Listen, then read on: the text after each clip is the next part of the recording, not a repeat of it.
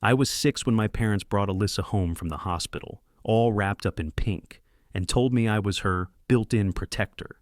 What they didn't say out loud, but made pretty damn clear, was that I'd also become the background noise. Mornings said everything. Alyssa's breakfast came with pancakes shaped like stars and strawberries lined up like a magazine ad. Mine? A box of cornflakes slid down the counter without eye contact. I used to wait for a second plate. Then I stopped. Quick note: before listening, share which city or country you're watching from. I asked for cleats when I made Little League. Dad said we'd talk about it later. That talk turned into 4 weeks of not right now, followed by a lecture about wasteful spending. Alyssa needed a new violin 2 years later, some fancy travel team, and suddenly money wasn't the issue. You can't put a price on talent, Dad said. Mom added, she has perfect pitch. When I asked what I had, she called me handy for helping trim the hedges. Braces? I waited almost a year while Dad complained about kids these days thinking their teeth need to sparkle. When Alyssa needed hers done 3 years later, she got those clear ones I'd asked about. I got metal brackets and a guilt trip about being grateful for what we could afford. My birthdays were always the same: Domino's pizza, paper plates, sheet cake with plastic balloons on top. Alyssa's were balloon arches, petting zoos, custom cakes shaped like high heels or ballerinas. I overheard Mom telling a neighbor once, Alyssa really appreciates the details. Grant's a practical kid. I started staying out later after school. The park was easier than pretending I cared about party favors. Alyssa was sweet at first. I'll give her that. She used to ask me to build blanket forts or read her that one book with the rainbow fish. But by middle school, she didn't ask anymore. She just walked into my room like she owned it. Where's my blue hoodie? If I told her it was mine, Mom would yell from downstairs, Don't be difficult, Grant. Let your sister look nice for once. For once. Like I was the one taking up all the space. I got quiet, not sulky, not loud, just small. I stopped asking. I won a ribbon in shop class, stuffed it in my desk. Placed at the math meet, I didn't even bring the medal home. One guidance counselor noticed, told me, You've got an engine in there, kid. That one sentence lasted longer than any birthday card from my folks. I started circling scholarship deadlines in red marker and kept my wins where nobody else could touch them. Senior year, I won a full ride to Great Lakes State. Tuition, housing, the whole thing, which meant I could finally leave without begging anyone. I told my parents at dinner, mid-meatloaf, still wearing my school hoodie. Mom smiled with her fork halfway up, said, That's great, honey, then turned to Alyssa. Which font are you using for the recital program, the swirly one or the more modern one? Dad chimed in, Rose tickets or ivory, you think? I didn't say another word, just chewed, nodded, and made a note in my head. Keep my wins quiet from now on. Campus felt like stepping into air conditioning after 3 straight months of sweat. Nobody there knew I had a little sister who got cupcakes shaped like violins or that I used to mow the lawn just to get out of the house. Nobody cared. I stacked up credits fast, worked in the facilities department, and took every extra shift fixing vending machines and broken dryers in the dorms. I liked being useful when nobody was keeping score. Calls home were short. I'd mention making Dean's List, and Mom would say, That's lovely, but Alyssa just got asked to solo at the spring showcase. I got a lab assistant job, competitive as hell, 12 slots out of over 100 applicants. Dad's reply, You know, the arts world is brutal. Not sure how Alyssa's going to keep up with all that pressure. Eventually, I stopped calling unless I had to. The few times I went home for Thanksgiving or winter break, it was the Alyssa show from the second I stepped in the door. A school play where she said 3 lines and twirled, standing ovation. A bake sale table she helped decorate. They framed a photo of it. A poster for a fundraiser. Dad said, She's really developing an eye for design. I cleared plates, took out the trash. On Christmas Eve, Mom told me I missed a spot after scrubbing pans for an hour. Back on campus, I kept my head down and took every ops course I could fit in. I figured out I liked systems. I liked the way a broken process could be tightened up and made to run clean. I liked finishing a shift with no broken parts on the floor. So, I lived in the campus machine shop most nights, cutting metal and typing up spreadsheets until I couldn't see straight. Spring of junior year, I got an email from Parker and Langley Logistics, night shift intern, pilot program, warehouse ops. Nobody else wanted it because of the hours, but I didn't care. I didn't mind nights. I minded being invisible in my own house. I signed the offer that same night and got to work. By summer, I was managing inbound inventory at 2 a.m. and sleeping through lunch. I learned forklifts, freight labeling, how to calm down a dock guy about missing pallets. I liked being the person they called when something jammed. I liked solving it without anyone asking me if I was Alyssa's brother. I didn't tell my parents about the internship.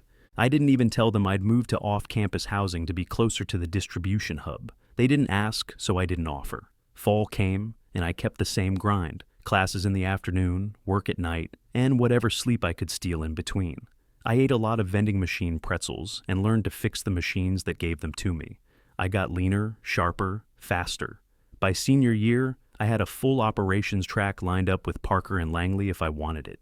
Nobody clapped. Nobody asked what my offer included, but I knew.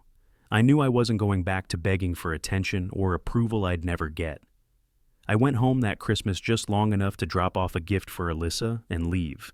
She unwrapped it, an art set, and said, "Oh, cool," Mom said. "Your sister's getting so mature, isn't she?" Dad asked, "Grant, can you shovel before you head out?" I said, "Nope," and walked straight to my car. Graduation was a formality. I already had the job lined up. Parker and Langley brought me on full time, same floor I interned on. But now I had a badge and benefits. First week back, I stopped for gas and ran into Natalie Ward at the station. She was a year behind me in high school. Always sharp, never loud. We got coffee the next night to catch up and didn't leave until the cafe turned the chairs upside down. She worked compliance for a supplier across town. Smart, steady, said what she meant. By the second week, we were texting between shifts. By the second month, we were making frozen pizza and watching documentaries like we were trying to impress each other with how boring we could be. Then I met her family. Linda and Robert didn't do fake smiles. They pulled out an extra chair and asked real questions. Not the "how's work" that makes your jaw clench, but the kind that sticks. Linda remembered what shift I worked and sent me home with foil-wrapped leftovers. Robert shook my hand like he meant it. Her sister Cara called me the only guy I've ever met who can fix a dryer and a spreadsheet without Googling it. We found a 2-bedroom off Sycamore. Rent was cheap because the place leaned slightly west and the radiator hissed like a snake with asthma. I tightened cabinet hinges, patched a bathroom tile, got to know which circuit breaker controlled the microwave. Natalie labeled every pantry shelf with a label maker she called her power tool. We argued once about where the can opener should live, laughed about it for a week, and then just kept going. My parents showed up to dinner one time, sat down, complimented the roast, then spent 20 minutes gushing about Alyssa's new internship, some marketing role at a wine company with Instagram photos and networking events. I mentioned I'd been promoted to shift lead. Mom blinked like I'd said something in another language. Then she asked, "Do you think Alyssa should wear silver or nude heels to the holiday party?" I took a bite of green beans and didn't answer. We got married the next spring in Linda and Robert's backyard. String lights, Robert's old smoker, Kara brought a speaker and a playlist. Natalie wore a dress that swished when she turned and smiled, like it wasn't her first wedding, just the right one. A friend took pictures. We did potluck sides and folding chairs. My parents sat near the back. Didn't bring a gift, left early to beat traffic. I didn't notice they were gone until Robert pulled me into a hug and said, "You're one of us now." That's the part I remember. That hug, that line. The job kept building. I took on more overnight coordination. Natalie didn't complain about the hours. She'd pack me leftovers in glass containers and scribble, "Don't forget to eat," on sticky notes. Linda made pie every other Sunday. Robert taught me how to weld a cracked table leg in his garage. Cara joked that I was overqualified to be her brother-in-law. It wasn't flashy, but it worked. I got home one night after a long shift, opened the fridge, and saw 3 slices of pie, labeled with our names. Mine had a smiley face. I stood there, holding the door open, and realized I wasn't waiting for applause anymore. I didn't need it. The radiator hissed, the cabinet door stayed shut, and I could breathe. The radiator still hissed, but now it was background noise to a baby monitor. Evan came into the world after a long, messy night in March, healthy, loud, and all legs. I held him while he blinked at the light and kept saying, "Hey, buddy," like that was going to help him understand any of it. Natalie laughed and cried at the same time. Linda and Robert showed up before sunrise with breakfast sandwiches, clean blankets, and extra socks. Kara snuck in a thermos of real coffee. The nurse looked at me and said, "You've got a solid team." And I said, "Yeah, I know." The first year was a blur. Diapers, bottle rotations, burp cloths in every corner of the apartment. I took early shifts so Natalie could sleep. I skipped overtime, started running on caffeine and instinct. Tired didn't feel like a problem. It felt like a team effort. But around Evan's first birthday, something shifted. Natalie started working late. She said it was compliance audits, end of quarter chaos, just a busy season. Her phone stayed face down on the counter. She forgot things, Evan's daycare forms, the backup pacifier, even her favorite jacket that used to live on the coat hook. I told myself new parent stress hits weird, that she'd snap back, that this was just part of it. Then came the Tuesday. I got home around 4, dropped my lunch pail on the counter, and saw her sitting at the table, hands clenched, face pale. I said, "You okay?" She didn't answer right away. Then she said, "I met someone, a guy named Colin, at a client audit." I didn't move. I just stared at the fridge magnets, alphabet letters, faded ultrasound photo, a crooked pizza coupon. She added, "It wasn't planned. I'm sorry. I didn't want to wreck everything." I didn't yell, didn't cry. I walked past her, into the bedroom, and shut the door. Took me 5 tries to breathe normal again. The divorce moved fast, cleaner than I expected. She told her lawyer she wasn't fighting custody, said Evan needed stability. She moved 2 states over with Colin like it was nothing. We set up a schedule, phone calls, summer visits, polite emails. On paper, it looked neat. In my chest, it felt like drywall dust, coated everything. You don't scream through that kind of dust. You just swallow it. Linda didn't flinch. She packed Evan's lunch like usual and stuck little notes inside. "You got this." Robert picked up Evan from daycare when I stayed late. Said nothing about Natalie, just said, "What's for dinner?" Like that was all that mattered. Kara came by with casseroles, left them in foil pans with Post-its that said, "Heat at 375. I stood in front of the fridge one night, holding one of those notes, and couldn't stop my throat from locking up. I said, "Thanks," when she came back to pick up the tray. She said, "We're not going anywhere." Evan was too young to get it. He asked where Mommy was, and I said she loved him very much but had to live somewhere else. He asked if she'd still call. I said yes. She did sometimes. One night after bedtime, I looked around our small apartment, his toy truck on its side, the sock he never kept on. The photo Kara printed of him covered in spaghetti, and I realized the air didn't feel heavy anymore. Robert fixed the porch light. Linda started calling Sunday dinners mandatory. Kara taught Evan how to make microwave popcorn and showed him how to hold his hand flat for the dog to sniff. No one made speeches. No one asked for praise. They just showed up. And that split the room for good. I was clocking out late one Tuesday when my boss pulled me aside and said, "You up for a risk?" I said, "Depends on what kind," and he handed me a folder labeled Rotterdam Pilot, Midwest Routing Revamp. "High risk," he said. "Could be a mess, could be your ticket." I said yes. Not because I was fearless, but because Linda, Robert, and Kara had Evan covered. I finally had support at home, and I needed something of my own to rebuild. 3 months of chaos followed. Early morning calls with Dutch vendors, hours on warehouse floors flagging misloads, late nights in the quiet ops office running spreadsheet simulations until my eyes burned. But it clicked. We hit benchmarks early. By month 3, we doubled the lane volume. They announced my promotion on a Thursday. Operations manager, with a raise that made me sit down and reread the number 3 times. Word spread. Somehow it got back to my parents. I hadn't told them. First came the texts. "We should see Evan more. Come by Sunday. He probably misses us." Dad clapped my back like we were lifelong pals. Mom set out cookies with sprinkles, ones Evan had never seen on their counter before. I kept it polite. Let Evan play with the dusty toys they pulled from a box in the attic. He didn't notice the shift, but I did. Then the asks started. A plumbing bill. Just this once. I paid it. Figured maybe the pipes were really bad. Then it was the dryer. "Completely dead," Mom said. I spotted that too. Next came the fridge. I told myself, "You can handle this now. It's nothing." The big one came on a Sunday after Evan's soccer scrimmage. We were sitting in their kitchen when Mom leaned in with that tone she used when asking for a favor she'd already decided on. "Your dad's car's dying," she said. "We're looking at payments. It wouldn't strain you, and we'd pay you back." I nodded slowly, already knowing they wouldn't, but I said yes anyway, set up the transfer that night. Evan needed grandparents, I told myself, and if this was what it took to keep them around, I could eat the cost. Over coffee a week later, Kara raised an eyebrow when I mentioned it. "Car payments?" she asked. "They needed help," I said. "Money gets weird," she said, sipping slowly. "Yeah," I mumbled, changing the subject. I told myself it was fine. I was in control. But something itched. The calls started coming more often after that. Dad asking about next month's help. Mom mentioning some dental bill that came out of nowhere.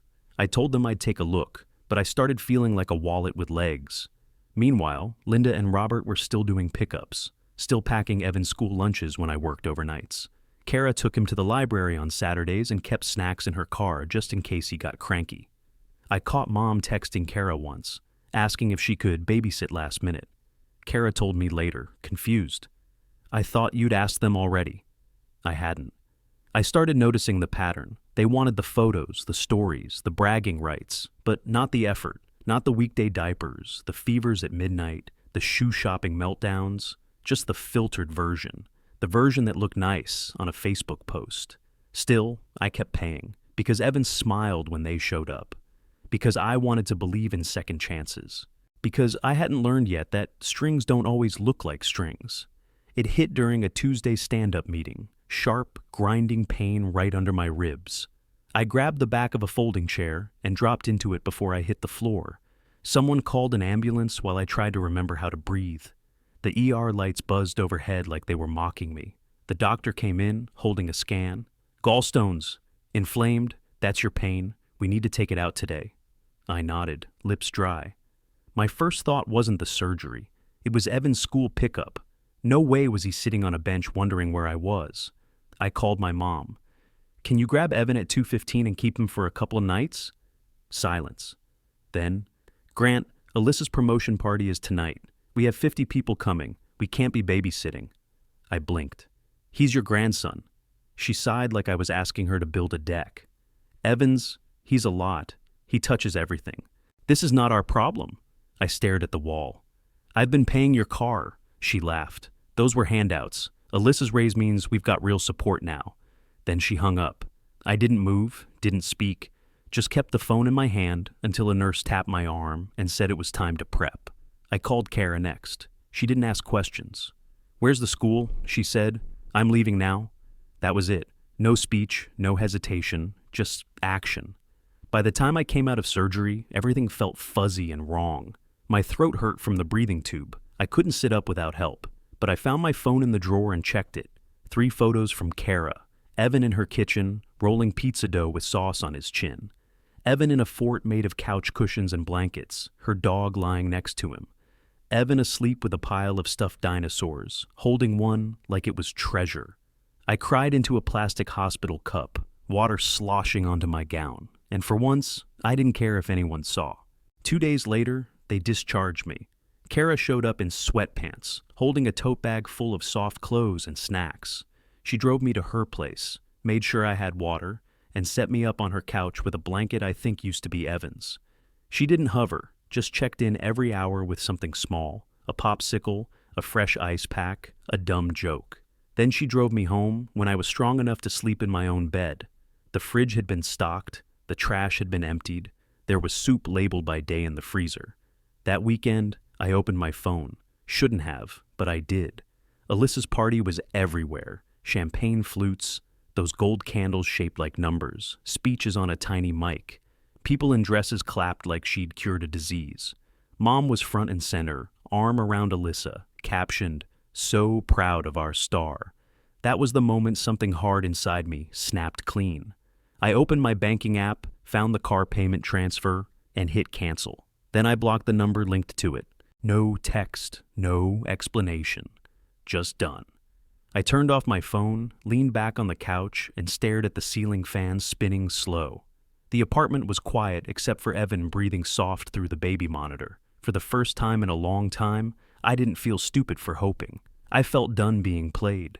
3 quiet months. Not perfect, not slow, just quiet in the right places. I went to work, came home, healed up. Sunday dinners at Linda and Robert's were non-negotiable. Evan got good at tossing a football, tight spiral, perfect grip. Robert grinning like a coach. Kara dropped off soup, said, "No big deal," and left before I could thank her too hard. Life didn't feel heavy, it felt lived in, like boots that finally broke in. Then my phone lit up. Mom. I let it ring twice. Then I answered. I don't even know why. She went syrupy sweet right away. "How are you, sweetheart?" I waited. Then she said it. "So, Alyssa can't help with the car, just for now. Could you restart the payments? Just until things settle?" I laughed. Couldn't stop it. It came out short and sharp. Mom snapped. "This isn't funny. We could lose the car because of you." I sat down on the edge of Evan's bed. His socks were in a pile on the rug. His backpack half zipped, spelling folder sticking out. I stared at it. "I was in a hospital bed," I said, "and you called your grandson a burden." She went for the old script. "We were busy that night. You know how events get. We've always supported you, Grant." I shook my head like she could see it. "You favored Alyssa my whole life. You used my money when it suited you, and the second you thought she'd replace me, you hung up." Her voice changed, cold now. "Those were handouts, not obligations." "Then the handouts are over," I said. She huffed like she was winding up for another excuse. "Take it up with the bank," I said. "I'm blocking your number after this." "You're being cruel," she snapped. "You don't do this to family." I looked around the room. Photos of Evan taped to the wall. A drawing Kara helped him color. One of Robert's old foam footballs near the dresser. I said, "Family shows up. You don't. Not when it counts." She started to cry. I didn't. I felt clear. I hung up, blocked both parents, and set up email filters. No more side doors. Then I took Evan to the park. Robert brought the frisbee, showed him how to snap his wrist for a cleaner throw. Linda sat on a bench with hot chocolate and cheered every catch. Kara stole my hat, laughed, and tossed it to Evan like it was a prize. That night I tucked him in, turned off the light, and sat in the hallway for a minute. The quiet didn't feel hollow. It felt earned.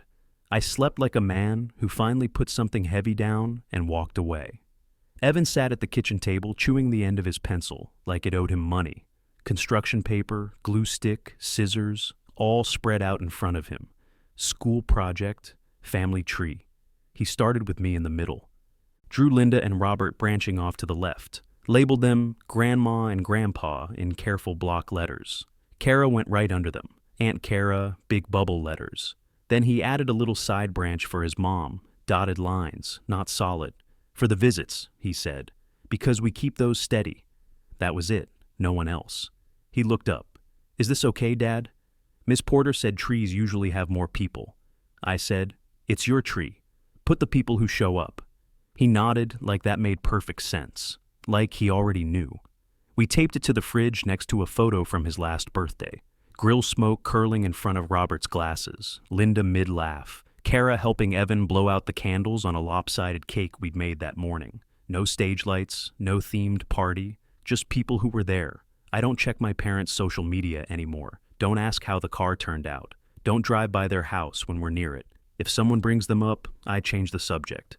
Not to be cold. Just done. It's not anger now. It's quiet. Works solid. We picked up a Pacific Northwest lane, and my team runs like clockwork. The guys know their stations, the new routing holds, and I don't need to chase anyone to finish what they start. Evan reads me the jokes on his milk cartons every morning. Half don't make sense, but he laughs anyway. Linda drops off soup if I work late. Robert's teaching Evan how to sand a birdhouse without killing the grain. Kara pokes fun at me for labeling the tool drawers, but she still uses the labels. Some nights I look at that drawing on the fridge, thick pencil lines, 2 hearts drawn next to my name, and I think about that hospital bed, about the call that closed the door, about the people who didn't need a reason to care before showing up. Small revenge, if you want to call it that. No more checks, no more just-in-case support, no more backup plan. I didn't burn the bridge, I just stopped walking toward it. I picked my family by paying attention to who picked us. Turns out that's enough. What would you have done after that hospital phone call? cut contact, or given one more chance? Drop your answer in the comments and tell us why. And if this story hit you hard, like and subscribe for more.